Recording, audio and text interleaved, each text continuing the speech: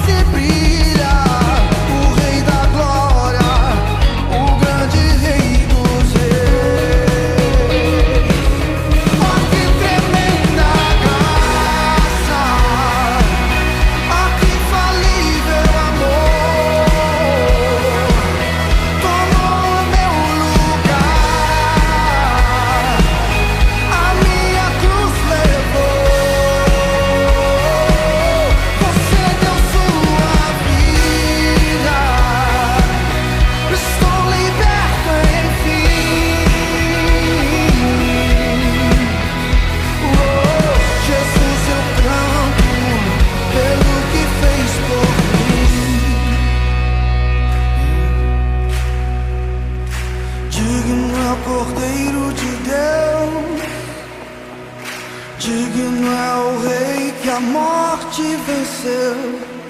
Digno é o Cordeiro de Deus.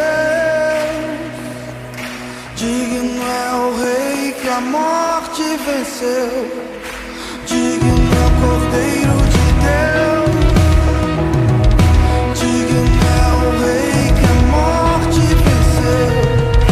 Digno é o Cordeiro de Deus. Digno, digno, digno. Oh, que tremenda graça. Oh, que infalível amor. Tomou o meu lugar e a minha cruz levou. Você deu sua vida. Estou liberto, enfim. Oh, Jesus, eu canto pelo que fez por mim.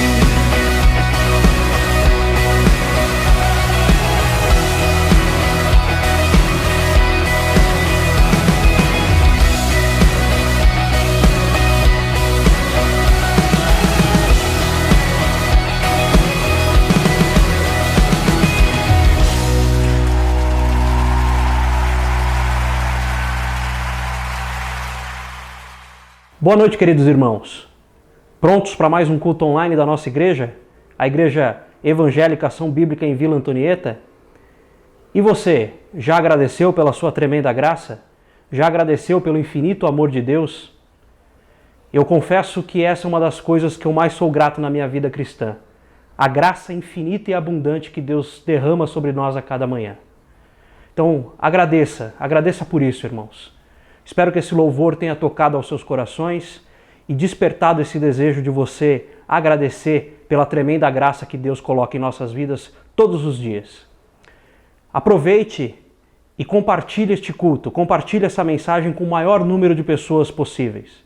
Compartilhe com seus contatos, envie esse link para os seus amigos, colegas de trabalho.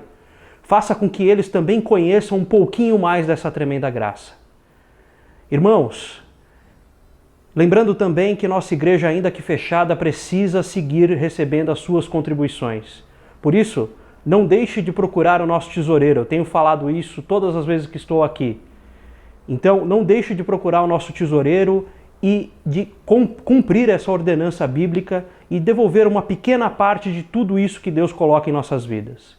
Se você está nos vendo agora pela primeira vez, está tomando contato com a nossa igreja, conhecendo a nossa igreja, não se constranja com isso. É uma obrigação dos membros da nossa igreja, ok? Vamos começar o nosso culto de hoje e eu gostaria de começar lendo um versículo bíblico que está lá em Mateus, capítulo 8, versículo 23. Particularmente eu gosto muito desse versículo porque eu fico impressionado com a aplicabilidade desse texto. O quão diversas o quão diversa é as circunstâncias que esta história pode nos servir como exemplo. Eu estou me referindo ao texto em que Jesus acalma a tempestade. Está lá em Mateus, capítulo 8, versículo 23, e diz o seguinte: Então, entrando ele no barco, seus discípulos seguiram, e eis que sobreveio no mar uma grande tempestade, de sorte que o barco era varrido pelas ondas. Entretanto, Jesus dormia.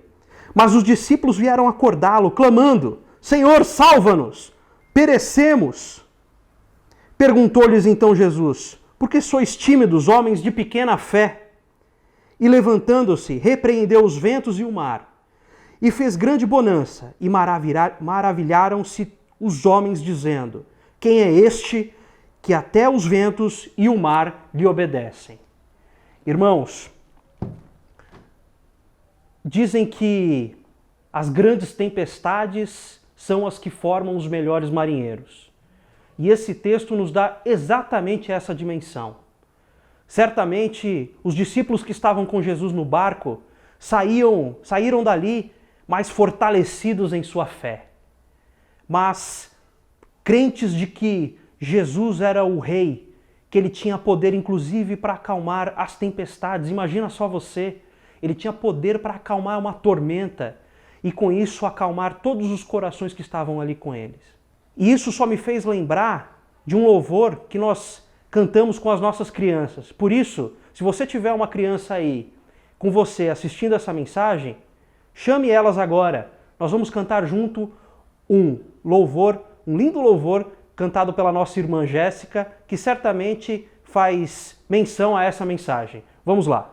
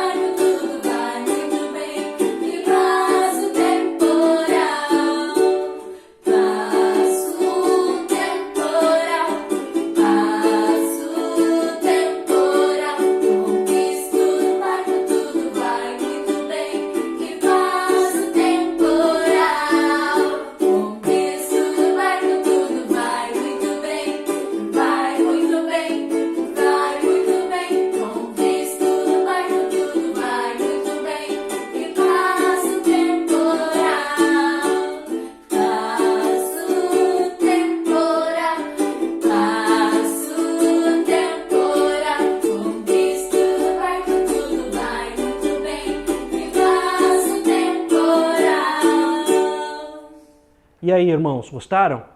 Com Cristo no barco, tudo vai muito bem, né? Então, eu quero convidá-los agora a um instante de oração. Vamos fechar nossos olhos, curvar nossas cabeças e vamos orar a esse mesmo Cristo que acalma as tempestades. Oremos. Santo Deus, amado Pai, obrigado pela Tua paz, obrigado pelo Teu poder infinito, Pai, que é capaz de acalmar qualquer tormenta, qualquer tempestade, Pai. O Teu poder acalma os mares, pode acalmar tudo. Acalma também nosso coração, Pai, nesse momento de angústia, nesse momento complicado que estamos vivendo, Pai. Que o Senhor esteja conosco, Senhor. Esteja conosco também neste culto, Senhor. Que essa mensagem seja levada ao maior número de pessoas possíveis, Pai. Que essa mensagem possa falar aos corações, Senhor. Que as pessoas possam Te conhecer, que as pessoas possam Te buscar através dessa mensagem, Deus. Através do exemplo do Cristo, Pai. Do Pai poderoso que acalma tempestades, que acalma tormentas, Senhor. Pai amado, abra os corações, Pai. Que tudo que for dito e falado aqui à frente venha sempre de Ti, nunca jamais de homem, Senhor. Que essa seja a mensagem que fale aos nossos corações. Prepare nossos corações, Pai, para receber a Tua palavra. Em nome de Jesus é que eu oro e Te agradeço. Amém. Hoje nós daremos continuidade aí ao nosso estudo do livro de Atos. E nós chegamos agora no capítulo 27. E aí eu pergunto aos irmãos, não é? Quem disse que nós não iríamos viajar apesar da pandemia? Vamos viajar e vamos viajar dessa vez com Paulo. Paulo que estava preso, havia sido preso em Jerusalém e estava a caminho de Roma para ser julgado. Vejam só, irmãos, uma viagem que estaria por vir, cheia de perigos, cheia de circunstâncias, mas também cheia do amor de Deus, e é isso que nós vamos ver hoje. Essa viagem, apesar de ser uma viagem para a Europa, eu não sei se alguns dos irmãos já tiveram a oportunidade de conhecer a Europa, mas que não tinha nada de glamour nessa viagem. Paulo estava preso, estava indo para ser julgado, como eu disse, e ele estava ali nas mãos de um oficial de alta patente chamado Júlio. Esse oficial, de alguma maneira, sabia da influência e do poder de Paulo, e quando eles, logo que embarcam e fazem a sua primeira parada na cidade de Sidom, esse oficial permite, esse centurião permite que Paulo confraternize com alguns amigos que ele tinha nessa cidade. E ali eles ficam por um dia. Paulo confraterniza com esses amigos, se despede desses amigos, afinal de contas ele tinha uma longa viagem pela frente ainda até Roma, onde ele, como eu disse, seria julgado. Essa viagem, que apesar de perigosa e tumultuada e cheio de percalços, apesar disso tudo, Deus colocou sua mão sobre Paulo e o protegeu durante todo o trajeto, e é isso que nós vamos ver aqui. Nessa primeira parada que eles fizeram na cidade de Sidom, em que o centurião Júlio permite que Paulo desembarque e confraternize com seus amigos, enquanto Paulo se reunia com eles, Júlio ia em busca de um outro barco que seria capaz de levá-los ao seu destino final. Depois disso, o texto relata que a viagem foi cheia de contratempos. O vento era forte e contrário, não era uma época que se costumava viajar, era o período de inverno, tudo contra a uma viagem tranquila. Mas a Bíblia também nos diz que no versículo 10, Paulo já anunciava que essa viagem seria desastrosa. Atos 27, versículo 10 nos diz o seguinte: depois de muito tempo, tendo se tornado a navegação perigosa e já passado o tempo do dia, do jejum, admoestava-os Paulo, dizendo-lhes: Senhores, vejo que a viagem vai ser trabalhosa, com dano e muito prejuízo, não só da carga e do navio, mas também da nossa vida. O navio estava lotado de carga, prisioneiros, passageiros, e Paulo já admoestava a todos ali de que a viagem seria muito perigosa. Mas de alguma forma, apesar disso, o centurião não dava ouvidos a Paulo. Ao contrário, ele procurava recorrer ao dono do barco. Afinal de contas, quem ia, naquela ocasião, ouvir um prisioneiro, não é mesmo? Ao invés disso, o centurião ouvia o dono do barco, que garantia que era possível viajar apesar dessas circunstâncias.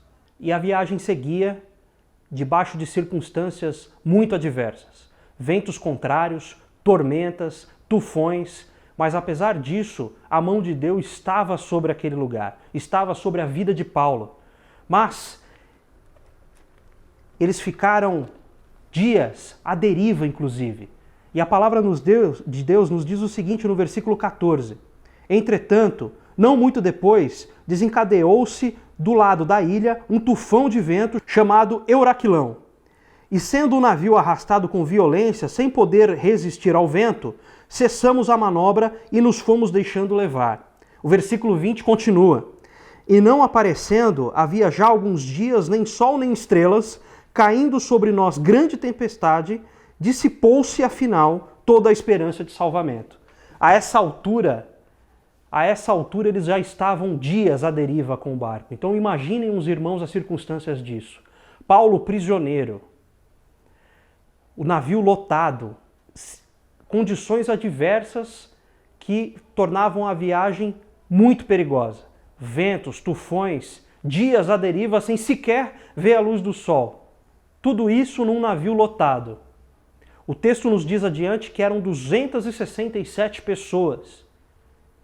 267 pessoas nessas condições. A situação era tão complicada que no meio disso tudo, o único ferramental que a equipe do navio tinha ali para ter certeza que eles não teriam problemas maiores, era lançar âncora e medir qual é a profundidade que eles estavam navegando. Como se fosse uma sonda que fosse capaz de dizer para eles se eles não corriam riscos maiores ali de bater em alguma coisa no fundo. Então imaginem só os irmãos, todo esse cenário de caos instalado ali. Mas Paulo, demonstrando toda a sua influência e toda a sua inspiração de Deus que o acompanhava onde quer que ele estivesse, num dado momento dessa viagem totalmente conturbada, totalmente cheia de percalços, ele se dirige ao meio de todos que estavam ali e nos diz o versículo 21 o seguinte, que Paulo, pondo-se em pé no meio deles, disse: Senhores, na verdade era preciso terem me atendido e não partir de Creta, para evitar este dano e perda. Mas, já agora, vos aconselho bom ânimo, porque nenhuma vida se perderá dentre vós, mas somente o navio. Porque, esta mesma noite, um anjo de Deus, de quem eu sou e a quem sirvo, esteve comigo dizendo: Paulo, não temas. É preciso que compareças perante César, e eis que Deus, por sua graça, te deu todos quantos navegam contigo. Portanto, senhores, tende bom ânimo, pois eu confio em Deus, que sucederá do modo por que me foi dito. Porém, é necessário que vamos dar a uma ilha. Apesar de toda influência e toda a palavra de encorajamento que Paulo levou àquelas pessoas que estavam ali, os dias iam se passando e eles já não tinham mais a segurança e a garantia de que chegariam vivos ao destino. E a palavra nos segue contando que no 14º dia, navegando nessas condições, os marinheiros começam a pular fora do navio usando botes. Eles usavam os botes e começavam a fugir do navio. E os que estavam no barco, com muito medo e sem comer há dias. A essa altura, eles tinham que guardar, ou eles pensavam em guardar todo o alimento possível, porque eles não sabiam, afinal de contas, quanto tempo essa viagem levaria. Imaginem a angústia dessas pessoas.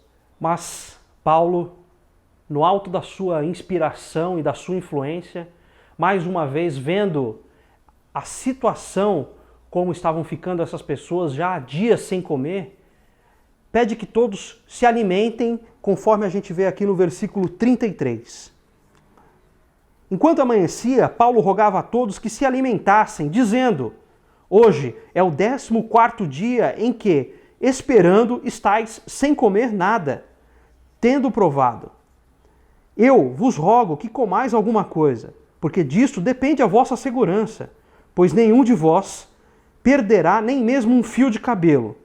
Tendo dito isto, tomando um pão, deu graças a Deus na presença de todos, e, depois de o partir, começou a comer. Todos cobraram ânimo e se puseram também a comer. Então imaginem só, Paulo extremamente preocupado com as pessoas que estavam ali com ele, porque ele tinha certeza de que todos chegariam vivos. Mas ele precisava de alguma maneira inspirar essas pessoas, levar essa palavra de ânimo a essas pessoas e estimulá-las a voltarem a comer, porque caso contrário, independentemente do que acontecesse com o navio, essas pessoas morreriam de fome. E eis que elas se convencem com essa palavra de Paulo e finalmente comem. Mas eu entendo que elas foram convencidas por Deus que garantiu ali para elas que nem um fio de cabelo seria perdido, quanto mais as suas vidas. E aqui, irmãos, eu faço uma primeira reflexão. Quantas têm sido as pessoas que você tem levado essa palavra de bom ânimo diante das adversidades? Quantas pessoas estão com você passando por um momento complicado, ou que você sabe que estão num barco em meio a uma tormenta e que precisam de uma palavra de ânimo? Pense nisso. Durante essa semana, lembre-se de algumas pessoas que estejam precisando de uma palavra de consolo, uma palavra de alívio.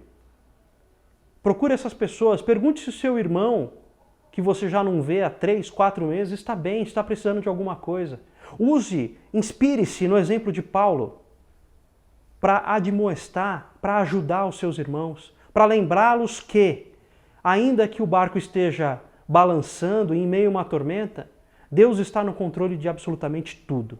A nossa história segue com os tripulantes alimentados, mas não menos preocupados com o destino da sua viagem. E eles avistam uma enseada e uma praia. Finalmente, terra à vista, será que é aqui que nós vamos poder repousar? Ao contrário disso, o barco, ele bate à frente do barco em um banco de areia e o barco começa a afundar. O barco começa a afundar com 276 pessoas, como eu disse, muitos deles prisioneiros. E a primeira decisão dos guardas que estão ali é: se esse barco afundar ou se nós dermos a possibilidade desses prisioneiros fugirem, quando eles chegarem à praia, nós não teremos condições aqui de recapturá-los. Numa situação dessa, eles vão para o mais óbvio e o mais fácil. Vamos deixar os prisioneiros afundar junto com o barco e morrer todos eles. E a gente pula, nada até a praia e estamos salvos. Neste momento, o centurião intervém e não permite que os guardas façam isso. Ele não permite porque ele sabe que Paulo era um homem de Deus, que Paulo tinha um propósito maior a se cumprir e que a vida de Paulo não seria roubada ali. E imediatamente o centurião dá a ordem para que os prisioneiros sejam soltos e que pulem ao mar aqueles que sabem nadar e os que não sabem nadar, que se agarrem a alguma tábua, algum pedaço de madeira, algo que flutue e possam ir até a praia. E a nossa história termina exatamente neste ponto. No ponto em que todos se salvam, chegam à praia sãs e salvos. E mais uma vez a gente vê a promessa de Deus sendo cumprida. Paulo anunciou diversas vezes durante a viagem que ninguém morreria. E assim aconteceu. E eles chegam até essa ilha, todos bem, todos vivos, 276 pessoas navegando há dias, por mais de 14 dias, enfrentando tufões, tornados, ventos contrários, um medo enorme do navio ser jogado contra as rochas, mas ainda assim, e apesar disso tudo, todos chegam salvos.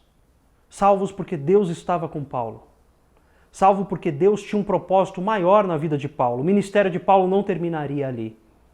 E aí eu convido os irmãos já a se prepararem para os 2 próximos capítulos, que mais parecem um filme de ação.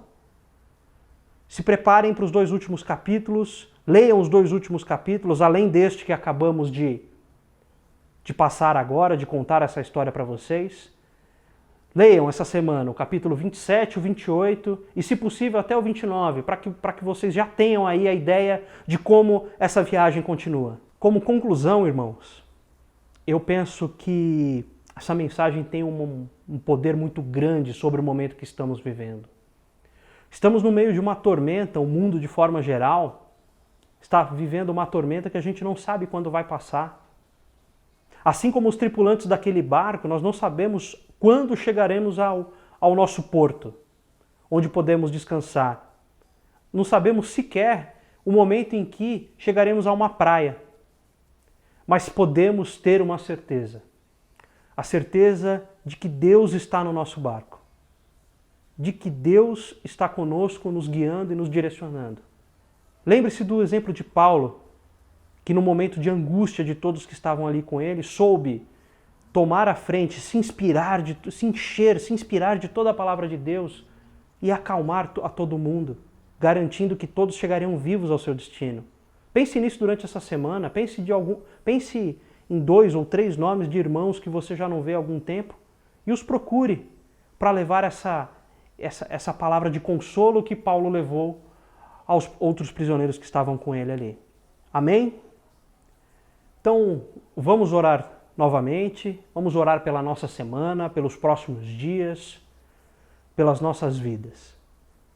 Feche seus olhos, curve suas cabeças, oremos.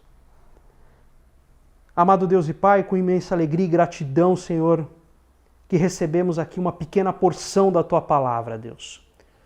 Que o exemplo de Paulo possa nos inspirar, Pai, durante essa semana, que possamos ter a coragem de levar uma palavra de consolo aos nossos irmãos, que possamos ter a fé que ele teve ali, de passar por toda essa tormenta, mas a certeza de que o Senhor estava à frente, de que o Senhor estava cuidando ali de todo mundo.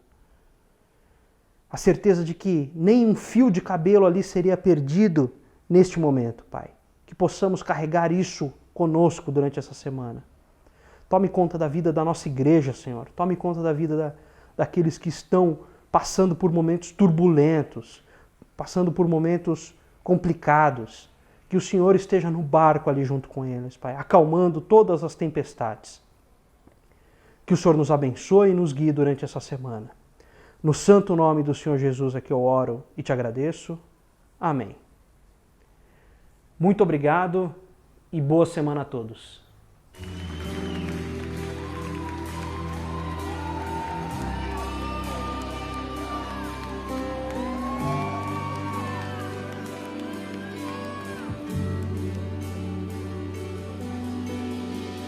Para que entre o Rei Jesus, o Rei da Glória, eu abro meu coração, eu abro meu coração para que entre o Rei Jesus, o Rei da Glória, eu abro meu coração, eu abro meu coração para que entre o Rei Jesus, o Rei da Glória, eu abro meu coração, eu abro meu coração para que entre o Rei Jesus, o Rei da Glória, eu abro meu coração, eu abro meu coração para que entre o Rei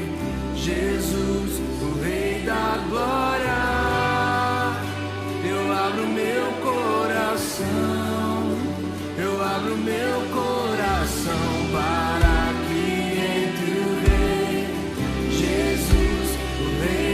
Jesus, o Rei da Glória, eu abro meu coração, eu abro meu coração para que entre o Rei Jesus, o Rei da Glória, eu abro meu coração, eu abro meu coração para que entre o Rei Jesus, o Rei da Glória, eu abro meu coração, eu abro meu coração para que entre o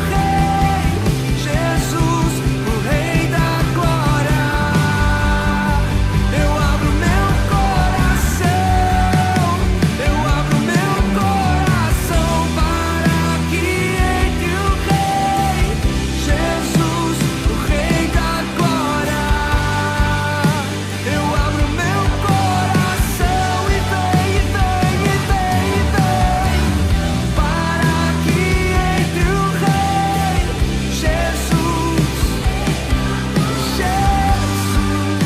eu abro meu coração, eu abro meu coração para que entre o Rei